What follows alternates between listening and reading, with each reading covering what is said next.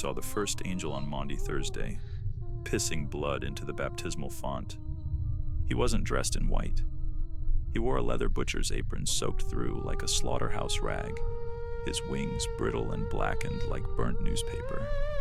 He smiled at me with too many teeth, humming a tune I knew, but hadn't sung since I was a boy.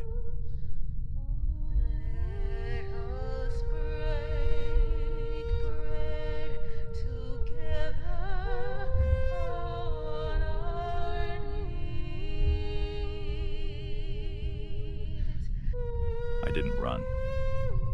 I just stood there, barefoot in the entryway, clutching the candle I'd lit for my sister. Dead 2 years this Easter Sunday. What mattered more was the smell. Not incense, not lilies. No. This was copper and rot and wet meat left too long in a hot car. This was the smell of the end. They say apocalypse means revelation, that it ain't just fire and sulfur, but truth peeled back so wide it blinds you, like seeing God's face on a bad day. But that first night wasn't fire. It was quiet, the air thick with pressure, like something enormous had crouched above the town and was waiting for us to look up.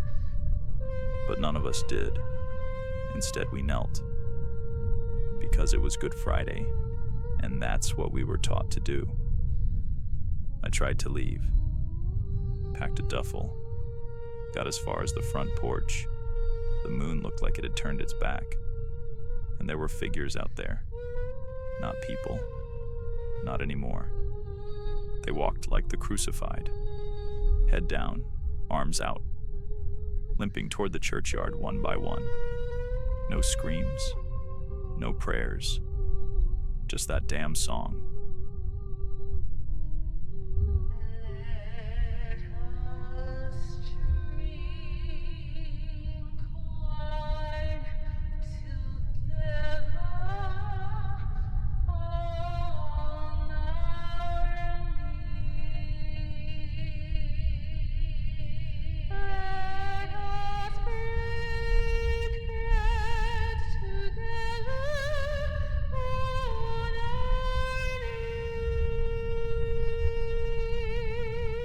By noon Friday, the windows of St. Cecilia's wept oil, thick as confession and black as void.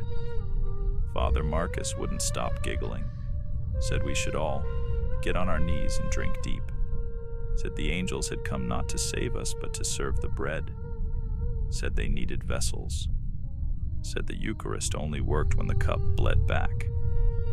I hit him with a hymnal and locked the sanctuary, but it didn't matter.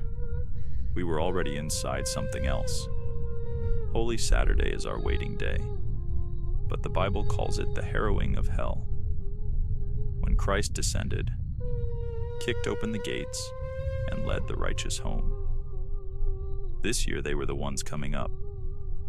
They crawled from graves with psalms on their lips, spoke tongues with no bones behind them. Children with hollowed faces whispering sermons older than Scripture.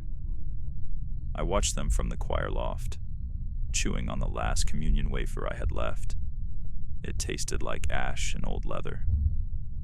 A woman in a wedding dress with nails in her eyes leaned over the altar and said, "This is the body. Take it and be emptied." The firmament cracked like bone beneath judgment, the stars dripping down like yolk, a cross upside down over the steeple, alive and growing. It throbbed. It breathed. It moaned the words of the hymn in a voice that sounded like all my dead relatives praying underwater. When I fall on my knees, with my face to the rising sun. I knew then that Easter wouldn't come. Not this year. Maybe never again. Because Sunday wasn't for resurrection anymore. Sunday was when they feasted. I begged. I begged like a child begs to not get beat. I begged like Peter denying. I fell on my knees, just like the hymn said, with my face to the rising sun. But the sun was gone, and in its place was a hole shaped like a mouth, whispering through time. You've eaten of the body, now become the bread. The earth here is soft, wet, breathing. I hear the choir again. I think I'll join their voices soon. My skin is cracking. My teeth are loosening. I can already taste the wine. I thought kneeling would save me, but all it did was make it easier for them to pull me into the dirt. And yet, somewhere, past the black sky and the bleeding stars, I swear I heard a trumpet, like it had just been lifted to holy lips.